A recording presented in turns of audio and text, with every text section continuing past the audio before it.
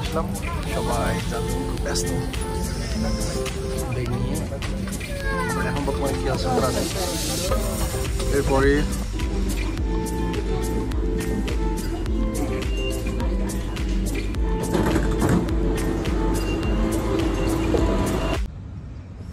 Hello বন্ধুরা, আমি ঘুরতে ঘুরতে অবশেষে ইপ্পোটাও শেষ করে পেলাম।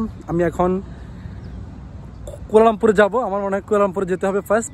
আমি দেখি কেটিএমে কখনো এরকম লং জার্নি করি নাই। আমি আজকে ফার্স্ট কেটিএমে করে আমি কুয়ালালামপুর যাব। এখনও জানি না কি হচ্ছে না হচ্ছে, আমি কেটিএমের বিষয়ে কিছু জানি না।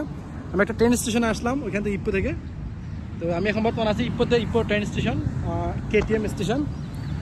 তো সব আমার জন্য দোয়া করুন। আমি আজকে রাত্রের ভিতরে কিন্তু মালাক্কা যায় পৌঁছতে হবে, ঠিক আছে। এখান থেকে আমি স্টেশন উঠে আমার মনে হয় বান্দার তাসকিন চালাক্তান, এখান থেকে জানি না ক ঘন্টা লাগে। তারপরে দেখি আমি প্রথম মানে দূরে জার্নি করবো কেটিএমে করে। দেখছি কেটিএম, ইপ্পোর কেটিএম স্টেশনটা অনেক সুন্দর আসলে, সত্যি কি বলবো, ওয়াও।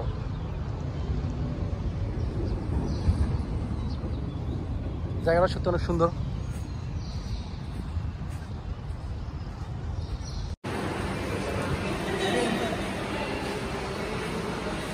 টিকিট কাউন্টার,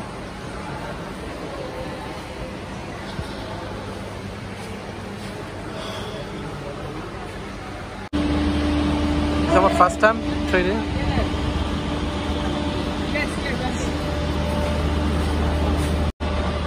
এটা হচ্ছে কেটিএম স্টেশন। এটা আমার ফার্স্ট টাইম লাইফে কেটিএম ট্রেনের লং জার্নি। কেটিএম এটা বাসতেছে।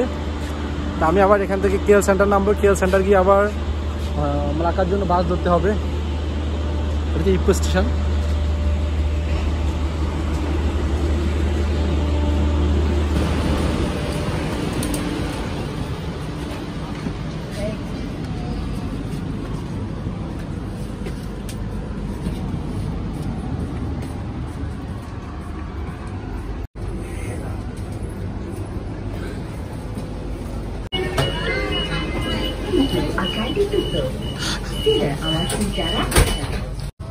আমার সিটটা আমি এখনো পাই নাই।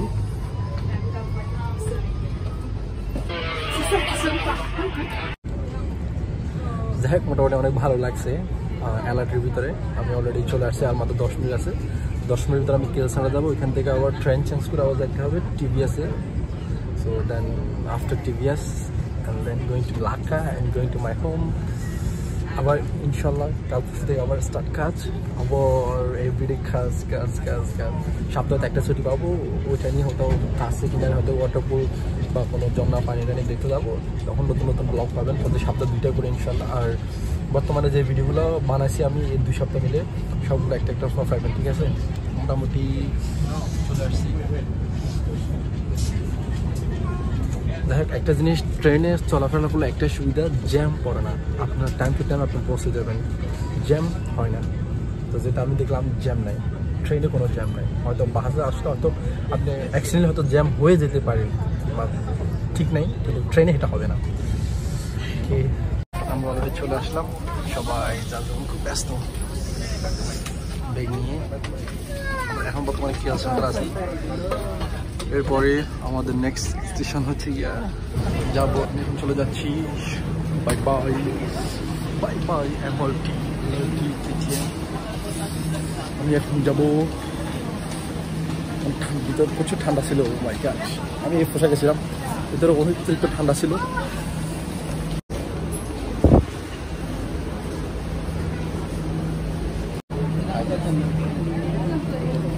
আমার শাস্তি দিয়েছে, যেগুলো দেখছেন এগুলো হচ্ছে আপনার ছেলে, মেয়ে না।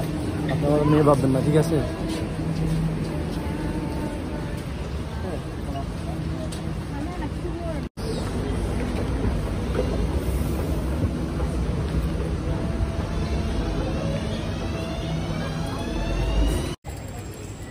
যে টিকিট দিয়ে ওইখান থেকে উঠছেন, এই টিকিট ছাড়া কিন্তু আবার এখানে কিন্তু বেরোতে পারবেন না, ঠিক আছে। টিকিটটা লাগবে। আজকে আমার অনেক লস হয়েছে। বলতে কীরকম, আমি টিভিএস থেকে এই কী বলে ইপ্পো থেকে যখন আসি তখন এখানে আমার থেকে অনেক বেশি নিয়ে যায়, 47 টাকা নিয়ে যায় ট্রেনে। একটু তাড়াতাড়ি আসছে, তখন এখন আমি আবার টিভিএস যাইতে হলে আমার আবার আরেকটা ট্রেন দিতে হবে। এখন তাড়াতাড়ির জন্য আমি কেএলআই টিকিট কেটলাম, কেএলআইয়ে ওইখানে প্রায় 6.5 টাকা নিয়ে নিচ্ছি, কিন্তু তাড়াতাড়ি হয়তো যাওয়া যাবে, কিন্তু টাকাটা বেশি যাচ্ছে আমার। তো দেখা যেহেতু ওই কিছু আর কিছু করার নাই, কারণ আমি কেএলআইয়ের জন্য আবার অপেক্ষা করতে হবে প্রায় 10-15 মিনিট। কেএলআই স্টেশন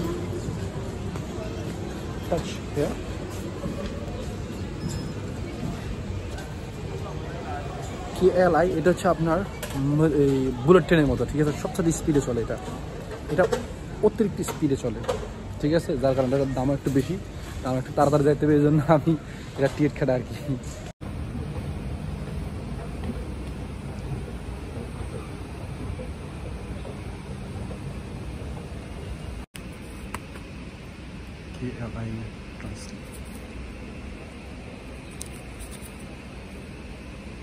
আমি একটা জিনিস বোকামি করছি যে আমি যদি বাসে আসতাম তাহলে কিন্তু আমি ডাইরেক্ট মালাকা চলে যেতাম, ঠিক আছে। যে বাসে না আসি, যে ট্রেনে আইসে আমি একবারে উল্টো হয়ে গেছে।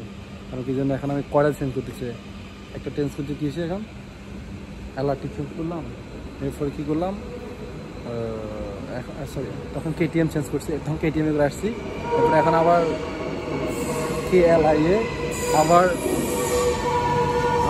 এখানে এটা ওদিকে যাচ্ছে, এটা আমার অপোজিটে যাচ্ছে, আবার এখন টিভিএসে যায়, আবার বাসে, তো টাকাও বেশি যাচ্ছে, জার্নিং হইতেছে বেশি। কেটিএম মনে হয়, তো আমি আপনাদের কাছে কেএলআইটা দেখাবো একসাথে, ভ্রমণ করা হবে। এখন কুয়ালালামপুর, হ্যাঁ কুয়ালালামপুর এটা তো ডাইরেক্ট সরাসরি এয়ারপোর্ট যায়, ঠিক আছে না, এটা এয়ারপোর্ট থেকে সরাসরি এয়ারপোর্ট যায়। এয়ারপোর্ট থেকে কিন্তু লোক আউট ডাউন করতে পারবে, এবং কি আপনার এটা কী বলে, আপনারাও এয়ারপোর্টে সরাসরি যেতে পারবেন।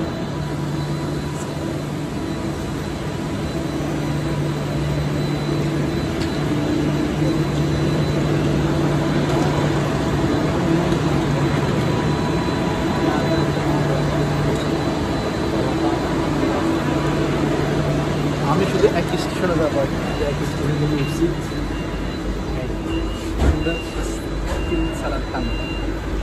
খেয়েছিল তো ওখানে বেশি জায়গায় করে না।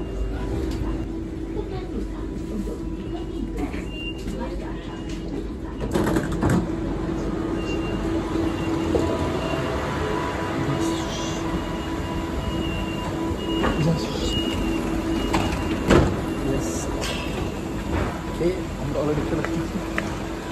ভাই আমি এখন টিকিট কাটি, ফার্স্ট টিকিট কাটবো, এরপরে কিছু খাবার খাবো, আমার অনেক ক্ষুধা লাগছে। টিকিটটা আমি কাটে নিতে পারি, ওকে?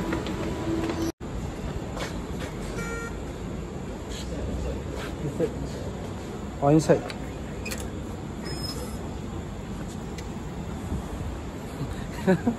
inside TVS, we are to the TVS now already, TVS যাচ্ছি।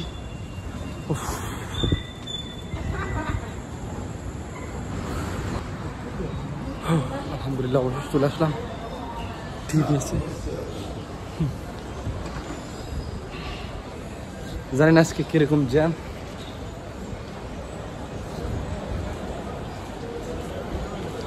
পরিস্থিতি বুঝা যায় না তো। এখন নর্মালটা তো কিন্তু জ্যাম বেশি অতিরিক্ত, কিন্তু নর্মাল জ্যাম আছে, সে কিন্তু নর্মাল, তারপর কিন্তু জ্যাম মোটামুটি।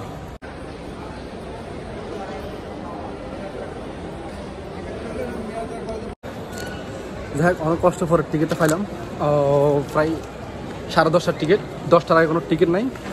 আমি এখন এখানে কিছুক্ষণ ওয়েট করবো, উপরে কিছু খাবো, কারণ অনেক খিদে লাগছে। ইপো থেকে আসার পথে ইপো পুরোটা ঘোরার পর এখন পর্যন্ত কিছু খাই নাই, আর কিছু খেয়ে নিতে হবে, ঠিক আছে? চলুন লেটস গো। আলহামদুলিল্লাহ আজকে 1 সপ্তাহ পর, বরাবর 1 সপ্তাহ পর আমি শান্তি মতো একবারে পেট করে আসছি। বাংলাদেশের গরু মাংস যেভাবে রান্না করা, সেম ওইভাবে রান্না করা খাইছি। এটা TVS এখন বর্তমানে বাংলাদেশে, আমাদের যে বাংলাদেশি দোকান আছে না, যে বাংলা রান্না করা হয় আর কি, বাংলাদেশি যে রান্না কোনা, এটা হচ্ছে আপনার TVS-এর ভিতরে, কি TVS-এর দোকানে। এখানে আবার বাংলাদেশি রেস্টুরেন্ট খোলা হয়েছে প্রায় আজকে 2-3 মাস। আমি সকাল 3বার আসছি এখানে, প্রায় 500 মাস হয়ে যেতেছে মনে হয়, আরও বেশি। তবে রান্নাটা অনেক ভালো হয়, অনেক সেই। আপনারা যদি TVS-এ আসেন তাহলে অবশ্যই এই দোকানে আসতে পারেন। এটা KFC-র পাশেই, KFC পরবর্তীতে। আমার কাছে খেয়ে ভালো লাগছে, এই জন্য আপনাদেরকে বলতেছি, ঠিক আছে? তৃপ্তি পাবেন খাই, যত জার্নি করে আসবেন এখানে এসে রেস্ট করবেন, লাঞ্চ বড় আর ডিনার বলেন যখন মন চাইবে আইসা খেয়ে যেতে পারবেন। এটা TVS-এ একদম দোতলা, টিকিট কাউন্টারের উপরে আর কি, KFC-র পাশেই। আপনারা মালাই খাওয়া নিয়ে টেনশন করতে পারেন, মালাই খাওয়ার দরকার নাই, এখানে চলে আসবেন, আমার দেশি খাওয়া আছে। ওকে, আমার টিকিট 10:30টায়, তো আরও আছে, মানে 10-15 মিনিট আছে, হ্যাঁ আরও 40 মিনিট আছে, তো আর 20 মিনিট এখানে বসবো, বসে পরে আমি আমার বাসের জন্য নিচে নেমে যাবো। ঠিক আছে, আমার বাস অলরেডি চলে আসছে।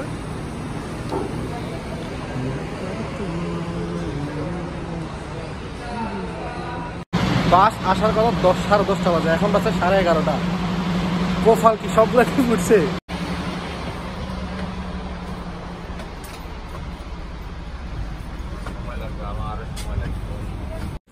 হ্যালো বন্ধুরা, এখন বাজছে প্রায় 2টা, রাত বাজে 2টা। মাত্র আসি, বাসার নিচে দাঁড়াইছি মাত্র। মানে আমার বাসটা এতই স্লো, জায়গা দাঁড়াইছে, এতই লোকাল যে বলার বাইরে, যার কারণে আমার আসতে অনেক লেট হয়ে গেছে, প্রায় এখন বাজে 2:30। তো ওকে, ইনশাল্লাহ আপনাদের দোয়ার মতো আমি বাসা চলে আসছি, আর ইনশাল্লাহ আমার ট্রাভেলটা অনেক ভালো গেছে। তো কম সময়ের ভিতরে অতিরিক্ত জায়গায় ঘুরে ফেলছি, যার কারণে আমার শরীরটা একটু ক্লান্ত লাগতেছে। আমি এখন যে রেস্ট করতে হবে, মেবি কালকে রেস্ট করতে হবে। তো ইনশাল্লাহ এরপর থেকে আবার ডিউটি স্টার্ট হবে। ইনশাল্লাহ সবার জন্য দোয়া করবেন যেন আমি আবার কিছু 1 মাসের ভিতরে আরেকটা ট্রিট দিতে পারি ভালোভাবে। ওকে, আসসালামু আলাইকুম এভরিওয়ান।